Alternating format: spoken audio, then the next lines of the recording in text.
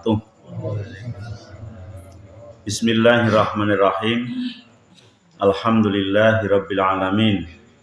Nahmaduhu wa nasta'inuhu wa nastaghfiruh wa na'udzu billahi min syururi anfusina wa min sayyiati a'malina. May yahdihillahu fala mudhillalah wa may yudlil fala hadiyalah. Asyhadu an la ilaha illallah wahdahu la syarikalah wa asyhadu anna Muhammadan abduhu wa rasuluh la nabiyya ba'dah. Allahumma salli wa sallim wa barik ala nabiyyina wa rasulina wa habibina wa syafi'ina wa maulana Muhammadin sallallahu alaihi wa alihi wasallam wa ala alihi wa azwajihi wa dzurriyyatihi wa man tabi'ahum ila yaumil qiyamah. Qala Allah ta'ala fi kitabihil karim, a'udzu billahi minasyaitonir rajim. Ya ayyuhalladzina amanu ittaqullaha haqqa tuqatih wa la tamutunna illa wa antum muslimun.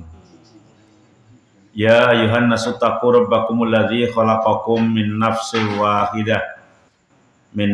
wahidati wa khalaqa minha zawjaha wa batha minhuma rijalan katsiran wa nisaa'a wattaqullaha alladzi tasaaluna bihi wal arham innallaha kana 'alaikum raqiba. Ya ayyuhalladzina amanu taqullaha wa qulu qawlan sadida yuslih lakum a'malakum wa yaghfir lakum dzunubakum wa may yuti'illaha wa rasulahu faqad faza fawzan 'azima. Fa'lam fa inna khairal hadisi kitabullah wa khairal hadyi hadyu Muhammadin sallallahu alaihi wa alihi wasallam wa syarral umuri muhdatsatuha wa kullu muhdatsatin bid'atun wa kullu bid'atin dhalalatun wa kullu dhalalatin finnar. Amma ba'd. Hadirin wal hadirat rahimani wa rahimakumullah. Masih di salatnya orang musafir ya. Salatnya orang musafir, yaitu yang terkait dengan jamak ataupun qashar. Salatul musafir khalfal mukim. Salatnya orang musafir sementara imamnya adalah orang mukim. Ketika kita jadi musafir pergi ke Pekalongan atau ke Surabaya atau ke Jogja, kemudian di sana kita berjamaah dengan penduduk setempat, atau kita mudik ke tempat halaman kita, tempat kelahiran kita. Di sana setiap waktu kita akan ke masjid. Yang jadi imam adalah penduduk setempat. Mesti yang mengimami itu ya 4 rakaat. Wong penduduk setempat kok. Lah padahal kita sebagai musafir adalah boleh 2 rakaat. Atau dalam pendapat yang lain wajib 2 rakaat. Terus gimana? Idza dakhalal musafir fi sholati rubaiyatin khalfa imami muqimin fala yakhlu min salasati halatin. Dalam keadaan yang seperti itu, maka sholatnya orang musafir di belakangnya orang mukim ada 3 kondisi ya. Ada 3 kondisi. Coba perlu diperhatikan. Tinggal kita berada dalam kondisi yang mana. Al-ula, kondisi yang pertama, ayyudrika ma'al imam salasi au arba'i raqatin. Jenengan ketinggalan 1 rakaat atau justru bareng sama takbiratul ihramnya imam gitu. Jenengan masuk bareng sama takbiratul ihramnya imam atau hanya ketinggalan 1 rakaat gitu. Kalau begitu gimana? Fayal zamuhul iktimam bihi wa itmamus sholati arba'an khalfa imamihi. menurut jumhurul ulama panjenengan dalam kondisi ini tetap sholat 4 rakaat, tetap wajib sholat 4 rakaat. Kalau bersamaan dengan takbiratul ihramnya imam, berarti salamnya bareng imam. Kalau ketinggalan 1 rakaat, ya jenengan tinggal nambah lagi 1 rakaat. Tidak mungkin 3 rakaat jenengan salam, lah sholat apa kok 3 rakaat zuhur, enggak ada. Terus kosor separuh kan enggak ada gitu ya. Tetap wajib nambah 1 rakaat. Dalil jumhur adalah 1 hadis Nabi ya yang berbunyi innama ju'ilal imam liyu'tamma bihi falatah talifu alaihi. Sesungguhnya imam dijadikan sebagai panutan, maka jangan menyelisihinya. Kemudian juga hadis Musa bin Salamah al-Hadili, dia berkata sa'altu Ibnu Abbas, aku tanya kepada Ibnu Abbas radhiyallahu anhu, kaifa usolli idza kuntu bi Makkah? Bagaimana aku sholat ketika aku berada di Mekah? Dalam usolli ma'al imam, ya ketika aku tidak sholat bersama imam. Qala rak'atain sunnata Abil Qasim. Kalau kamu nggak bersama imam ya cukup 2 rakaat, dan itu adalah sunnah Rasulullah Shallallahu Alaihi Wasallam. Dalam lafal yang lain, inna idza kunna ma'akum shallaina arba'an fa idza raja'na ila rihalina shallaina rak'atain. Qala tilka sunnati Abil Qasim. Kalau kamu berjamaah dengan penduduk setempat ya sholat 4 rakaat. Kalau kamu sholat di rihlah di tenda-tenda atau di rumah kalian yang tidak bersamaan dengan penduduk setempat, maka cukup sholat 2 rakaat, dan itu adalah sunnah Rasulullah Shallallahu Alaihi Wasallam. Dalil yang ketiga dari jumhur ulama adalah hadis dari Ibnu Umar, ya, bahwa Ibnu Umar kana yuqimu bi Makkah ngasron atau asron, bahwa Ibnu Umar itu bertempat di Mekah 10 hari, fayuksiru sholat, dan selalu mengkosor sholatnya, kecuali ayyasyhada sholah ma'anas, ketika mendatangi jamaah bersama penduduk setempat, fasalla fayusalli bisolatihim, maka Ibnu Umar sholat seperti halnya sholatnya penduduk setempat. Karena idza sholat ma'al imam sholat arba'an, kalau sholat bersama imam maka sholat 4 rakaat.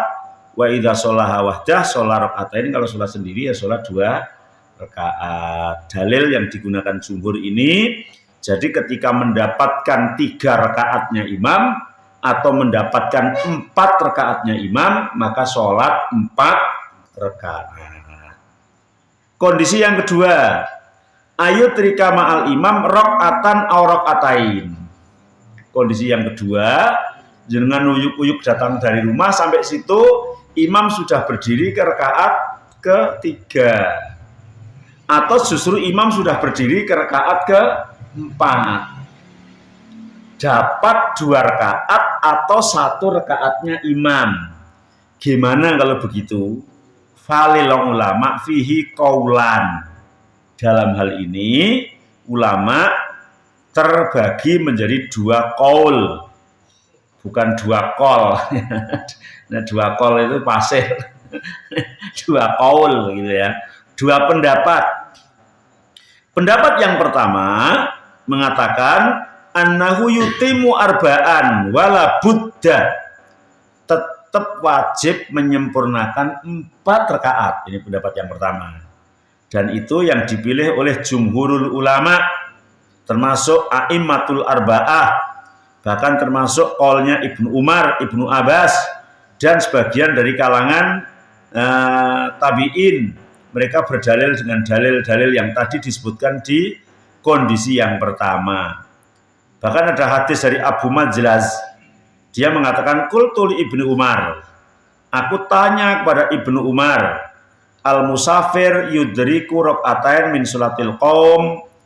Orang musafir ketika mendapatkan 2 rakaat sholatnya orang yang mukim, atuzzihi ar-rakaatan au yusolli bi sholatihim, apakah cukup 2 rakaat itu saja kemudian mengikuti salam, apakah kemudian menambah lagi 2 supaya menjadi 4? Maka Ibnu Umar tertawa ditanyai kayak begitu, waqala yusolli bi sholatihim, kemudian menjawab ya sholat seperti sholatnya imamnya berapa rakaat gitu.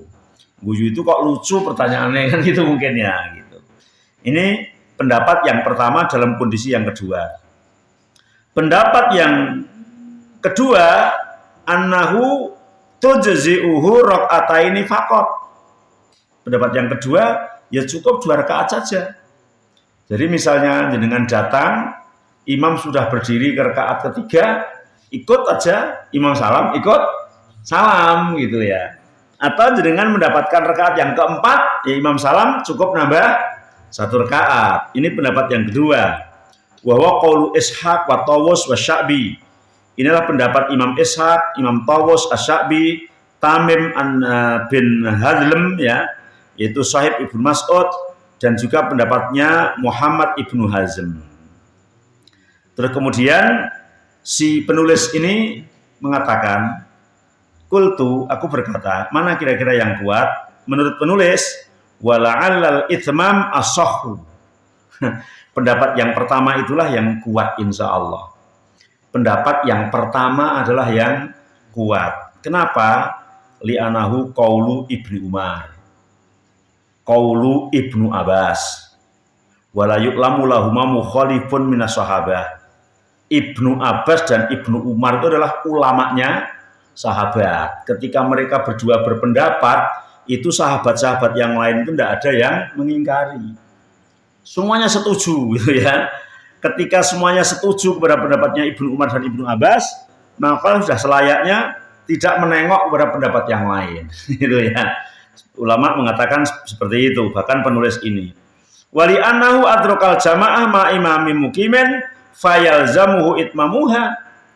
Apalagi kita berjamaah dengan orang yang mukim, itu berarti ya kita harus menyerupai, meniru, tidak menyelisihi daripada apa yang dilakukan oleh imamnya. Lakit qad yuqalu, akan tetapi lawnawal qasra khatfal mutim fa adraka ma'ahu rak'atain ya wala yustaratu iktifaqun yatil imam wal ma'mum fayzi'ani. Ada sebagian yang mengatakan kalau dari awal memang niat qasar ya nggak apa-apa, cukup saja 2 rakaat karena niatnya makmum dan imam tidak harus sama. Hadza maudhi'u istihad, dan ini pun adalah mazhab istihad. Wa mazhabu sahabiyyin aula bil ittiba. Sekali lagi bahwa mazhabnya sahabat insya Allah yang paling kuat. Jadi tetap saja menyempurnakan 4 rakaat menurut pendapat yang kuat, walaupun hanya dapat 1 rakaatnya imam, berarti nambahnya 3. As-salisa, hanya kalau kondisi yang ketiga ya, kondisi yang ketiga ini. Kondisi yang ketiga gimana? Ayutrika ma'ahu aqalla min rak'atin. Mendapatkan imam kurang dari 1 rakaat. Contohnya gimana? Kita datang, imam sudah tahiyat akhir ya. Atau sudah sujud tapi sujud tahiyat akhir, kan tidak dapat 1 rakaat. Kalau dapat rukuknya saja kan masih 1 rakaat seperti kayak tadi. Ya intinya datang imam sudah tahiyat akhir. Bagaimana kalau begitu? Fadzahabal Hasan wa Nakhai wa Zuhri wa Qatadah wa Malik rahimahumullah ila annahu ayuqassira. Menurut pendapat Al Hasan, An-Nakhai, Az-Zuhri, Qatadah dan Imam Malik, ya boleh dikosor karena dia tidak terkait dengan imam dalam hal urusan masalah rukun dan syaratnya sholat. Dia hanya terkait dengan imam masalah pahala gitu. Kan datang duduk tahiyat itu. Misalnya sama-sama orang mukim aja kan dia belum dihitung itu, tetap masih nambah 4 rakaat gitu. Maka kayak terpisah. Sehingga ketika yang datang itu musafir, ya kayak berdiri sendiri berarti. Maka cukup 2 rakaat.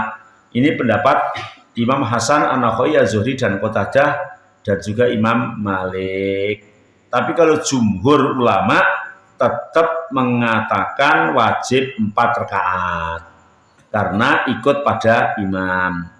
Tapi dalil yang mengatakan cukup qashar adalah hadis Nabi yang berbunyi man adraka minas shalah rakaatan faqad adraka shalah.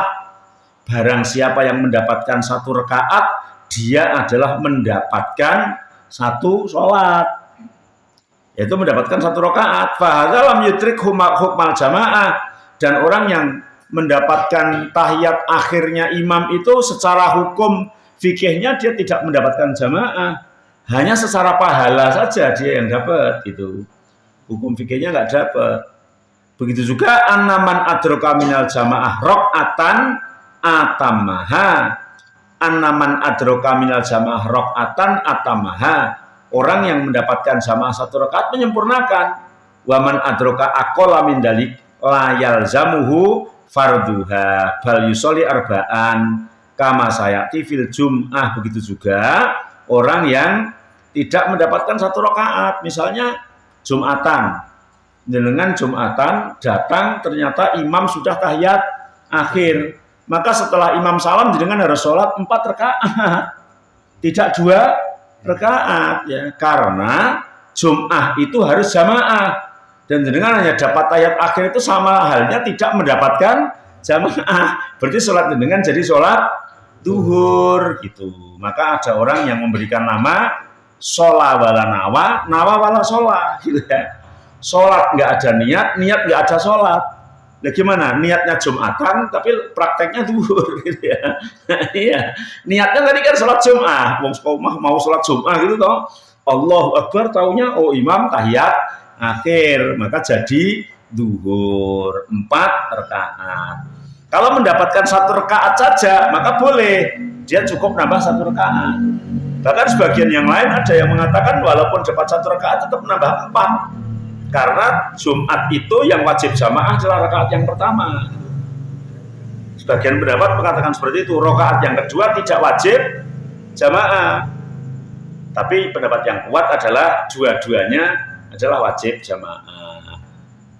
Qultu wa hadza muttajahun wa qawiyyun, dan insyaallah pendapat ini adalah yang lebih kuat. Jadi kalau dengan di perjalanan jamaah sama mukimin, sama orang yang mukim, kemudian hanya mendapatkan tahiyat akhir, maka panjenengan boleh hanya sholat 2 rakaat. Jadi ada 3 kondisi ya, mendapatkan ketinggalan 1 rakaat atau bersama dengan imam dari awal yang jelas menyempurnakan. Dapat 2 rakaat atau 1 rakaat, pendapat yang kuat menyempurnakan, walaupun ada yang berpendapat 2 rakaat. Mendapat hanya tahiyat akhirnya saja, maka yang kuat insya Allah cukup sholat 2 rakaat. Sholatul mukim khalfal musafir, sekarang dibalik. Kalau tadi kan sholatnya musafir di belakang orang mukim, sekarang sholatnya mukim di belakang orang musafir. Ya, misalnya panjenengan mudik ya, atau pergi ke sebuah kota, ternyata di sana ditunjuk untuk menjadi imam karena melihatnya jenggotnya udah putih, picisnya putih, itu tuh Pak Sugeng ya. Monggo dipaksa kan jadi imam. Ya, timbang jorong-jorongan yo gitu aja. Lah berarti jenengan musafir jadi imam, penduduk setempat menjadi makmum. Gimana kalau begitu? Idza sholal mukim ar-rubaiyah khalfa musafir fa ajma'al ulama ala anahu yalzamuhu an yutimma sholatahu arba'an ba'da taslimil imam. Maka si penduduk setempat itu wajib sholat 4 rakaat dan dia menambah 2 rakaat lagi setelah salamnya imam. Imamnya kan boleh 4, boleh 2, wong musafir kok. Dan diumumkan kepada jamaah, hei jamaah, karena saya ditunjuk jadi imam dan saya musafir, maka saya akan sholat 2 rakaat. Panjenengan nanti setelah saya salam, boleh panjenengan nambah 2 rakaat. Apalagi ketika imamnya itu langsung berdiri lagi sholat asarnya, kalau itu jamak takdim, maka si makmum yang mukim tadi boleh niat imam lagi, gitu ya. Jadi niat ikut imamnya 2 kali. niat ikut imam yang 2 rakaat pertama dan niat ikut lagi ke 2 rakaat yang kedua. Wa yustahabu lil imam ba'da taslimihi ayaqula lahum atimu sholatakum fa inna qaumun safar. Kalau di sini disebutkan mengucapkannya itu setelah salam. Assalamualaikum warahmatullahi. Assalamualaikum warahmatullahi. Ayo berdiri lagi, kami safar gitu. Tapi supaya nggak ngagetkan kita ngomong sebelumnya juga boleh gitu ya. Ngomong sebelumnya juga boleh insya Allah. Dalilnya adalah dari Ibnu Umar. Sahabat Ibnu Umar. Ibnu Umar dan Ibnu Abbas. Sekali lagi ya ulamanya sahabat ya. Dia mengatakan anak Umar bin Khattab radhiyallahu anhu, sesungguhnya Umar bin Khattab radhiyallahu an karena idza qaddama Makkah shalla bihim rakaatain. Ketika beliau itu berada di Mekah, maka dia sholat mengimami orang-orang Mekah, dia sholatnya 2 rakaat. Sumaqala, ketika sudah salam Umar bilang, "Ya ahla Makkah, atimu sholatakum fa innahu qaumun safar," gitu. Hei orang-orang Mekah, tambahlah kamu sholat 2 rakaat karena aku adalah orang yang musafir sehingga aku hanya sholat 2 rakaat saja. Wa qad warada nahwahu marfu'an min hadisi Imran bin Husain. Juga terwaritkan dengan hadis marfu' dari Rasulullah SAW dalam hadis Imran bin Husain dalam kisahnya ketika ditaklukkannya kota Mekah ya. Lakin fa'ala Umar kana fi jam'in minal ulama minas sahabah lam yungkir alaihi ahadun. Hanya perbuatan Umar itulah yang menguatkan kaulnya Rasulullah yang dianggap tidak sahih, tapi dikuatkan oleh perilaku Umar bin Khattab. Wala yu'lamu lahu mukhalifu fihi fakanal amalu alaih. Karena tidak ada sahabat lain yang mengingkarinya, maka sama juga dengan mengamalkan amalannya para sahabat. Wali anna sholata wajibatun alaihi arba'an falam yakun lahu tarku syai'in min raqatiha kama lam yatim bi musafir. Dan kondisinya seorang penduduk setempat itu kan memang wajibnya sholat 4 rakaat, baik dia sendiri, jamaah dengan sama-sama penduduk setempat ataupun imamnya adalah seorang musafir. Tapi apapun seperti ini juga betul-betul memang harus dijelaskan. Lagi-lagi kadang-kadang kalau belum dijelaskan, apalagi berulang kali itu kadang terjadi miskomunikasi, bingung ketika sudah praktek kan gitu ya. Tapi kalau sudah dibahas maka akan menjadi ilmu dan kita tahu gitu ya. Misalnya kayak jamaah. Kan sering disampaikan ketika satu orang itu berada di sebelah kanan misalnya. Ternyata ada datang satu lagi gitu kan harus mundur. Kita undurkan kadang ngeyel, mundur ke ngono malah ngeyel mandek wae basa bar salam, salat kok nyurung-nyurung kancane. Iya, gitu ya. Karena mungkin belum dengar, belum tahu kan. Begitu. Faidatun. Idza amma musafir qauman fihim musafiruna wa mukimuna. Tsumma ahdasa ba'da rak'atin fastakhlafa mukiman. Ya ada-ada aja masalah itu. Kita rombongan jadi musafir, mungkin 10 orang. Sholat di salah satu masjid. Kemudian penduduk setempat ya ada banyak, bisa 10 orang misalnya. Kemudian makmumnya menjadi 20. Itu menjadi 20. Kemudian yang jadi imam adalah musafir.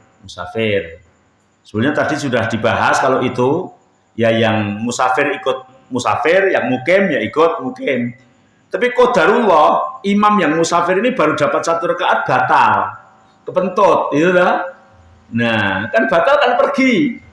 Yang maju menjadi gantinya adalah mukimin gitu. Wah, ki piye? Sing bingung mesti sing musafir buri ta. Nah, sing mukimin wis ya 4 rakaat salatnya. Lagi sing musafir terus gimana ini? Gitu ya. Kadang-kadang seperti itu kan terjadi. Ya. Faqila yusolli al-mukim tamama sholatil awal. Ya, kalau yang mukim itu jelas menyempurnakan sebagaimana awal. Tapi tsumma yusiru ila man khalfahu bil julus, ya. kemudian dia berisyarah kepada orang yang di belakangnya untuk duduk. Ya. Jadi yusolli al-mukim tamama sholatil awal, menyempurnakan dulu ya kurangannya tadi dapat 1 rakaat. Suma yusiru ilaman khalfahu bil julus, isyarah ke belakang untuk duduk. Suma yaqumu wahdahu fayutimmu sholatahu arba'an, maka kemudian dia meneruskan 4 rakaat. Suma yaqudu litasyahud wa yusallimu man khalfahu minal musafirin wa yaqumu man khalfahu minal muqimin fayutimmu li anfusihim wa huwa qaulu Malik. Ini menurut Imam Malik, jadi setelah 1 rakaat, kan tadi imam yang awal batal 1 rakaat, dia maju orang mukim. Setelah 1 rakaat di tahiyat awal itu toh.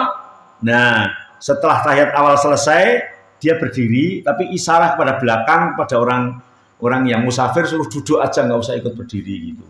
Dia nunggu gitu. Kemudian dia menambah 2 rakaat bersama orang-orang mukim, nanti salamnya bareng. Ini pendapat Imam Malik. Itu kok koyo angel diberatek. Sing disaroi ngono kadang-kadang ora mudeng. Iya, sujud tilawah saya kadang bingung orang-orangnya.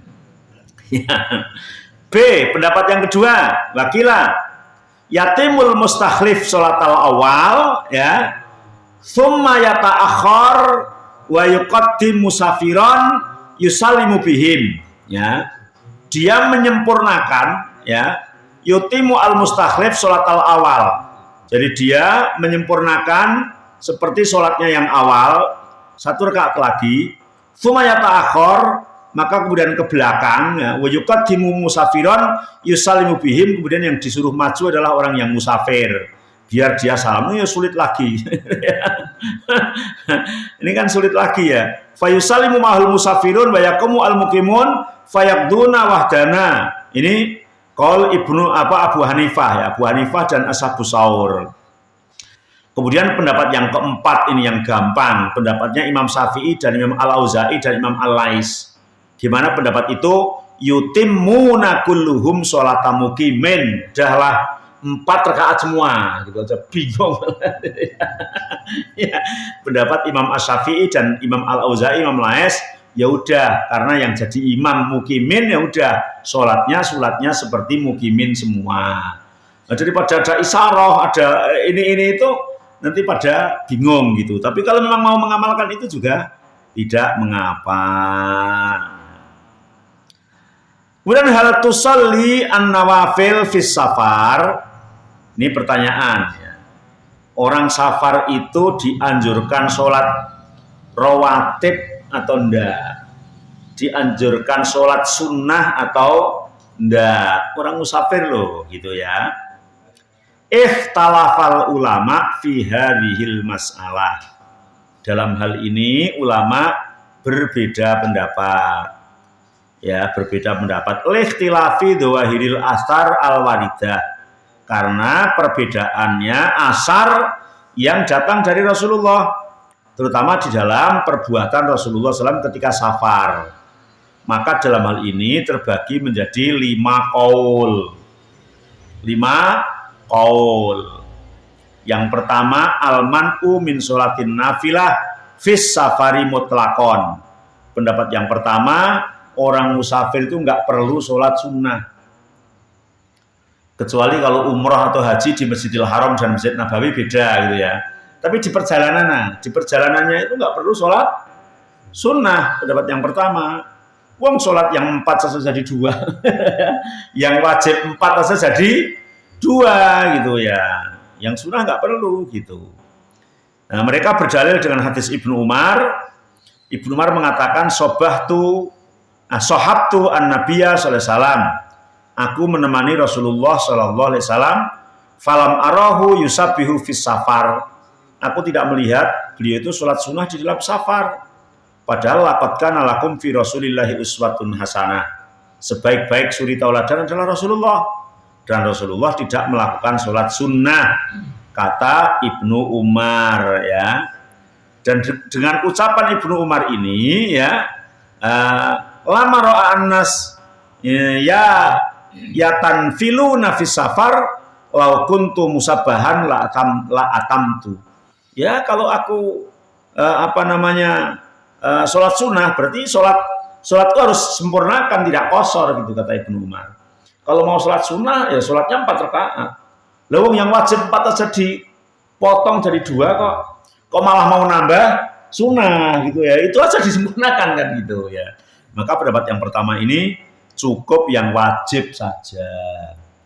Pendapat yang kedua, al-jawazu mutlaqon. Pendapat yang kedua adalah pendapat jumhur, mengatakan jawas. Jawas itu boleh. Sholat sunnah ya boleh, tidak sholat sunnah ya boleh. Boleh ya boleh. Berarti tidak sunnah lagi gitu. Boleh kok ya. Nah, mereka berdalil dengan hadis yang umum di dalam sunnahnya mutlak atau sholat sunnah mutlak maupun sholat rawatib. Nah, dan juga dengan sholatnya Nabi itu sholat duha ketika penaklukan kota Mekah, Nabi sholat duha. Nabi juga sholat qobliyah subuh ya. Qobliyah subuh ketika dia tidur ya, bahkan ketika sampai terbit matahari pun dan dia bangun kala itu masih sholat qobliyah subuh. Yang cerita Nabi nggak ada yang membangunkan kecuali terik matahari itu, Nabi nyuruh adzan sama muadzinnya dan melakukan qobliyah subuh gitu ya. Maka dalil ini yang mengatakan kata jumhur ya boleh sholat sunnah, boleh juga tidak. Karena rawatib yang lain Nabi tidak melakukan, tapi sholat duha dan qobliyah subuh Nabi melakukan. Ini menunjukkan mubah, jawaz, boleh. Pendapat yang ketiga adalah pendapatnya Imam Syekhul Imam Ibnu Taimiyah dan pendapatnya Imam Ibnul Qayyim, begitu juga pendapatnya Imam Madhab Ibnu Umar. Ya, apa mengatakan jawazu mutlaqit tatawwu wal man'i minar rawatib. Pendapat yang ketiga ini sholat sunnah selain rawatib boleh, tapi sholat sunat rawatib tidak boleh gitu. Rawatib itu sudah yang qobliyah, ba'diyah itu nggak boleh. Kalau sunat yang lain kayak duha kan nggak ada urusan dengan wajib. Nah, tadi kalau rawatib yang 4 jadi 2 kok gitu toh, atau waktunya lain gitu. Jadi yang rawatib tidak, yang tidak rawatib boleh. Fahamilu nafyahu li sholatin nabi anafilah fi safar ala rawatib duna ghairiha. Ya dalilnya adalah Nabi itu melakukan sholat sunnah yang lain, tapi bukan rawatib. Yang rawatib hanya 1, yaitu qobliyah subuh gitu ya. Qobliyah subuh. La basa bataan Ibnu Umar anna Rasulullah kana yusabbihu ala dhahri rahilatihi haitsu kana wasyuh wa yumi'u bi ra'si. Wa kana Ibnu Umar yaf'aluh, dan Nabi melakukan sholat sunnah selain yang rawatib itu ketika berada di kendaraannya dan menghadap sesuai kendaraan itu menghadap kemana dan berisyarat, dan Ibnu Umar melakukan seperti itu. Ini pendapat yang ketiga. Pendapat yang keempat, man utatawuk bin nahar dunal lail. Yang dilarang itu sholat sunnah siang. Kalau sholat sunnah waktu malam boleh itu ya.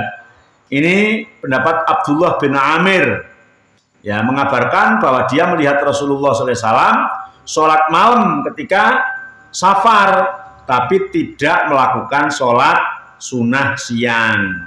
Maka siang nggak boleh. Wabi muwadhifati Nabi alal witri fil hadar wa safar. Begitu juga karena Nabi selalu melakukan sholat sunnah witir baik di rumah maupun di dalam perjalanan. Kemudian yang kelima, pendapat terakhir, man uttatawwu ba'dal faridah wa jawazihi qablaha wa fin nawafil al mutlaqah. Yang dilarang itu sholat ba'diyah. Gitu. Kalau qobliyah dan sholat sunat yang lain boleh gitu. Yang dilarang adalah ba'diyah. Ini mazhab Imam Bukhari ya, mazhab Imam Bukhari. Wal farqu baina ma qablaha wa ma ba'daha. Nah, perbedaannya apa? Qobliyah dan ba'diyah. Anna tatawwu qablaha la yudhannu anahu minha li anahu munfasilun anha bil iqamah wal intidharil imam ghaliban ya. Jadi bahwa qobliyah itu kan tidak nyambung dengan itu wong habis qobliyah kemudian terjeda oleh iqomat barang gitu. Tapi kalau ba'diyah habis salam kan kadang nyambung gitu. Dianggapnya kemudian tidak mengkosornya. Terus mana pendapat yang paling tepat gitu ya? Qultu, kata penulis mengatakan wal aslu fi hadza thubuti sholatin nabi raka'ataini qoblal fajri fis safar. Yang ada dari nabi adalah sholat qobliyah subuh saja dan witir. Maka anjurannya yang tidak sayogia ditinggalkan itu qobliyah subuh sama witir. Adapun yang lain ya lebih baik untuk ditinggalkan meniru apa yang dilakukan oleh Rasulullah Shallallahu Alaihi Wasallam. Masya Allah, dari beberapa pendapat dan disimpulkan oleh si penulis. Jadi sholat sunnah di perjalanan itu cukup qobliyah subuh sama witir. Karena qobliyah subuh khairum minad dunya wa ma fiha, lebih baik daripada dunia seisinya, dan juga dilakukan Rasulullah Shallallahu Alaihi Wasallam. Ya, begitu juga sholat witir yang selalu dilakukan Rasulullah SAW. Kemudian yang lain Rasulullah tidak melakukan. Maka sebaiknya kita yang meniru apa yang dilakukan oleh Rasulullah Shallallahu Alaihi Wasallam. Inilah sholat musafir yang berhubungan dengan masalah qashar, belum jamak. Persilahkan kalau ada pertanyaan. J, monggo Pak. Ini agak sedikit beda dengan yang saya aturkan tadi. Ini kisah yang pernah saya baca di rutin PP Muhammadiyah. Saat itu teman-teman ulama NU dan pendolan-pendolan Muhammadiyah itu diundang oleh Pak Harto ke Jakarta. Kemudian ketika makan siang kan kemudian sholat zuhur. Kemudian biasa kan orang kita itu kan mesti pekewah yang NU yang didokter yang Muhammadiyah panjenengan mawon sehingga ada kata dewa yang Muhammadiyah NU yang lebih berhak menjadi imam. Soalnya saya bisa akhirnya karena suwi kalau saya ngacu bocah aku celana lapis gondrong maju jadi imam. Nah kebetulan mungkin ya kamu dengar itu saat jalan naik dhuwur kan tidak baca di keraskan itu dibantu ya. Nah, maka karena semuanya orang-orang pintar kan dia baca subhanallah, tapi dikira imam sing rak mudeng itu lagi dikira salah dibantu lagi. Akhirnya setelah singkat cerita rampung, kemudian ini ada dua pendapat. Nek aku kok ora mantep tak ulang sholatnya. Lalu pimpinan maknya itu sholat, duhur mengulang yang tadi. Kemudian yang satunya lagi itu aku mau sosah karena aku mau yones sholat itu. Nah yang betul jenengan gimana tadi? Ini cuma cerita tapi bagi saya apa ya mengesan banget gitu. Yang benar yang mana? Tetap mengulang atau cukup sing kata levis itu? Karena kemudian si ulama tadi tanya sakjane sopo itu tukang satpam kami, tukang parkir kami yang baru saja mualaf. Luar biasa ya, Masya Allah ya. Jadi tradisi Jawa itu memang kayak begitu. Sebenarnya bukan masalah NU Muhammadiyahnya, tapi tradisi Jawa yang kayak gitu. Ya woh pekewo, kemudian monggo gitu ya. Memang unggah-ungguhnya seperti itu. Walaupun ada kaidah, sebelum menjawab ya, ada kaidah al-isar fil ibadah madmumun. Ya, wal isar fi ghairil ibadah matlubun. Nyumanggaaken dalam urusan masalah ibadah itu sebenarnya tercela. Yang terpuji itu nyumanggaaken dalam urusan selain ibadah gitu ya. Jadi misalnya ini kok ada suguhan, ono sing teh manis, ono teh tawar, ono kopi, ono susu gitu ya. Nah, alangkah baiknya monggo jenengan sing sepuh susune mawon niku dipuji gitu. Jangan malah rebutan aku itu enggak boleh. Tapi ketika masalah ibadah, imam shot awal itu udah nggak usah nawari yang lain. Saya jadi imam yang imami gitu aja. Saya datang duluan ya di shot awal gitu. Jadi al-isaru fil ibadah madmumun wal isaru fi ghairil ibadah matlubun. Nyumanggaaken orang lain dalam hal ibadah itu tercela. Tapi nyumanggaaken dalam selain ibadah, maksudnya selain ibadah mahdhah ya, itu adalah dipuji. Sehingga kalau jenengan naik bis kota, jenengan sudah duduk, ada orang lain yang datang walaupun sejajar dengan jenengan tapi dilihat lebih repot, sumanggakan aja. Kalau jenengan masih kuat berdiri, berdirilah. Ini terpuji gitu. Tapi urusan shop dan lain sebagainya kita yang berhak karena kita dahulu. Kemudian kembali kepada pertanyaan, sholat malam dibaca keras dan sholat siang dibaca sir itu sunnah, bukan wajib dan bukan rukun ya. Sehingga misalnya sholat siang bacanya banter ya tidak membatalkan sholat. Sebagaimana ketika sholat malam bacanya pelan. Misalnya sholat malam maghrib atau isya ternyata dengan di rumah ketinggalan jamaah kadang-kadang kan juga pelan. Itu juga sah karena tidak wajib. Jadi yang tepat ya tidak perlu mengulang gitu ya, tidak perlu mengulang. Tapi mungkin yang mengulang itu ya karena kehati-hatian ya monggo gitu ya. Iya, mungkin begitu ya. Jadi memang kecuali mungkin terdapat bacaan-bacaan yang bacaannya itu mengubah makna, kan beda ya. Ketika bacaannya itu tetap benar ya tidak perlu mengulang insya Allah. Begitu Pak, wallahu a'lam. Nggih, monggo Pak. Dalam kondisi musafir tadi itu dijelaskan di alasan ketiga itu ketika makmum yang musafir itu mengikuti jamaah di mukim itu kan boleh ketika tidak masuk dalam rakaat, misalnya di tahiyat akhir tadi yang ketiga itu kan boleh 2 rakaat, boleh mengikuti imam mungkin gitu. Yang jadi pertanyaan saya itu bolehkah ketika dalam satu rombongan itu menunggu imam sampai selesai, karena kita ketahui bahwa imam itu sudah dalam kondisi tahiyat akhir, kita tidak masuk jamaah, itu diperbolehkan atau yang terbaik yang mana?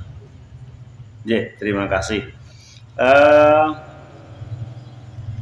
Ketika melihat kondisi kondisional ya, kondisinya seperti apa? Saya pernah di Masjid Apung di Jeddah yang sekarang nggak boleh dikunjungi ya, karena banyak orang yang naudzubillah melakukan kesyirikan, kemudian mandi di laut, kemudian ini itu, kemudian sekarang nggak boleh dikunjungi.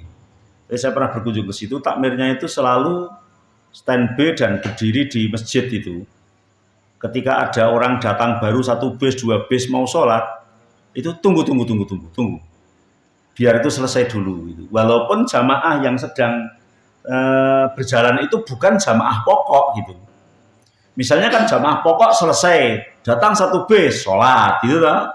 Sholat sama rombongannya. Dapat 2 rakaat atau berapa, datang lagi 1 bis atau 2 bis. Mau sholat di sebelah sana itu dilarang. Bahasanya itu kalau kamu mau ikut sana ya ikut sana, kalau mau sendiri nunggu sampai selesai. Jangan ada satu masjid 2 jamaah yang bersamaan gitu. Jadi kalau pertanyaannya tadi kan ikut nimbrung atau nunggu sampai selesai. Nah, dilihat kondisional. Ikut nimbrung ya boleh, konsekuensinya jadi seperti tadi gitu. Kemudian nunggu juga boleh. Akhirnya kalau nunggu kita menjadi leluasa melakukan apa yang kita lakukan. Toh situ sudah tahiyat akhir. Tapi untuk keperluan kebersamaan dan kepersatuan yang terbaik adalah ikut. Karena ketika situ itu tahiyat akhir misalnya lagi mulai tahiyat akhir, kemudian kita berdiri nunggu, pasti menjadi suudzon. Kayak jamaah apa tuh? Kinono jamaah kok malah do ngadeg kabeh, itu pernah terjadi gitu. Maka kemarin pas saya musafir ke Solo bener, kondisinya kayak begitu. Mau jamaah habis wudu ternyata situ sudah tahiyat akhir. Udah kita gabung aja ikut tahiyat akhir. Dan kita yang awal itu menjadi menyempurnakan sholat, nanti jamaah yang akhirnya baru kita melakukan jamaah sendiri gitu. Jadi yang terbaik ikut gabung aja, walaupun menunggu juga boleh sesuai dengan kondisi keadaan yang ada. dilihatlah ketika memang menjadi cacat marwat. Kan kalau jamaah itu sedang berlangsung kemudian kita wis wudu rampung kok tetap ngadeg di situ kan mesti dicurigai loh. Ya aliran apa neh kan itu kok ora gelem jamaah dengan jamaah setempat gitu lah. Itu jagani yang kayak gitu juga perlu gitu. Begitu Pak, insya Allah. Iya. Jadi kan walaupun hal ibadah ya harus ada tenggang rasa Pak, supaya tidak timbul fitnah. Lalu kadang orang yang mungkin semangat dalam beribadah, semangat mau mengamalkan ilmunya, tapi ketika tidak diaplikasi dengan hal yang namanya menghormati dan lain sebagainya, terjadi ya lupa kan nggak benar kayak gitu kan. Jadi kita wong toh mengikuti itu juga boleh kan itu ya. Maka mana yang lebih utama? Yang lebih utama ya kita gabung insya Allah. Begitu Pak. Wallahu a'lam. Jadi monggo. Yang tadi berarti jamaah yang telat itu semuanya saling menyempurnakan sendiri-sendiri. Iya gitu ya. Jadi misalnya dia mau 2, dia mau 4 ya persilahkan gitu toh. Karena dia dapat ayat akhir kan boleh 2. Dan ternyata kan nggak rembukan karena sendiri-sendiri ya. Setelah imam salam kan kita berdiri ya. Ternyata situ 2, situ 4 boleh gitu ya. Menyempurnakan sendiri-sendiri ya. Ya itu variasinya artinya variasi tapi dalil gitu, tidak variasi nambah sendiri gitu ya. Begitu ya. Monggo. Yang masih Ustaz dalam hal berpendapat perbedaan pendapat seperti ini kita bisa menggunakan yang tidak jumhur ulama, bisa menggunakan yang dipilih sedikit oleh ulama seperti ini. Ya, memang kalau dalam istilah ikhtilaf ulama itu ada pendapat jumhur, ada pendapat non jumhur. Kalau dalam bahasa di fikih Syafi'iyah itu kaidahnya ada disebut dengan qaul mu'tamad, ada yang namanya qaul dhaif. Tapi beda dengan hadis dhaif ya. Qaul mu'tamad itu qaul yang kuat, yang mayoritas, lebih banyak gitu. Kalau demokrasinya ya suara terbanyak gitu ya. Ada qaul dhaif. Qaul dhaif itu suaranya sedikit. Tapi ketika sudah diteliti, ternyata ketika memang antara jumhur dan non-jumhur itu sama-sama dalilnya tidak kuat, atau sama-sama kuat, maka lebih baik memilih jumhur. Tapi ketika jumhur, kan bisa saja yang tidak jumhur, yang qaul dhaif, yang sedikit ternyata dalilnya lebih kuat. Maka yang terbaik adalah mengikuti dalil yang lebih kuat. Begitu. Tapi kalau sama-sama kuatnya, atau sama-sama tidak kuatnya, maka paling baik adalah milih kepada jumhurul ulama. Begitu Pak. Wallahu a'lam. Apakah sudah Isa? Monggo lagi nggih. Saya ingin tanya ini yang pernah saya alami. Artinya pada saat kita ada satu imam, satu makmum. Kalau tadi kan kebalikannya sih. Nggih. Ada satu imam, terus ada makmumnya jejer, ada yang datang ditepuk, tidak mau gitu kan. Kalau ini sebaliknya, pada saat kita katakanlah kita jadi imam, satu makmumnya itu kita minta untuk jejer merapat, tapi dia tidak mau. Itu kan di masyarakat masih banyak. Itu caranya kita mengingatkan makmumnya itu seperti apa? Kalau itu terjadi sebelum sholat, bisa menjelaskan. Jadi kan jejer mawon, lah aku makmum kok jejer. Kalau 2 orang, seharusnya yang dilakukan Nabi adalah jejer, kan gitu. Tapi kalau terjadinya itu kita sudah takbir gitu loh, sholat sendiri takbir, ada orang makmum kok sendirian dan agak di belakang, kalau bisa digeret, tapi kalau jadi fitnah ya diamkan saja. Karena pernah saya terjadi kayak gitu, tak geret itu malah pergi gitu ya. Kan jadi fitnah kok gitu ya. Mungkin kayak itu benar-benar terjadi. Sudah Silahkan toh. Ya, pada saat kita sudah takbir dia mundur lagi. Iya, biarkan aja kalau seperti itu ya. Kalau digeret nanti kalau lari kayak yang saya kan repot itu ya. Iya.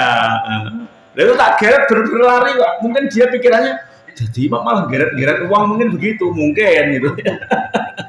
Ya, jadi kalau sudah berlaku biarkan ya. Ada beberapa hal memang harus dibiarkan seperti itu gitu ya. Karena memang dalam kondisi ini kan kondisi mana yang lebih utama, bukan dalam hal rukun atau syarat sholat. Sedangkan yang dalam rukun atau dalam syarat aja ketika terjadi udzur juga bisa dimaklumi. Misalnya ada orang sholat, saya pernah sholat di masjid yang segi lima, jadi 6 atau 5 gitu. Nggak tahu pengimamannya mana, di Jogja itu. Saya sholat itu hadap ternyata ke sana. Dapat 1 rakaat ada orang datang itu saya diputer gini ya. Oh iya, tapi saya tahu berarti kiblatnya sana itu. Dan itu pernah berlaku pada zaman Rasul dan tidak batal sholatnya. Tidak perlu mengulang dari awal. Begitu Pak, wallahu a'lam. Memang harus banyak-banyak sosialisasi gitu ya. Wong pernah tentang jamaah aja itu orang pergi kok saya sholat di mana gitu. Setelah saya mau jadi imam kumpul semua, saya mau qashar ya, jenengan yang penduduk setempat, nanti setelah saya salam jenengan nambah 2 rakaat bubar Pak. Ya sudah, saya nggak ikut gitu.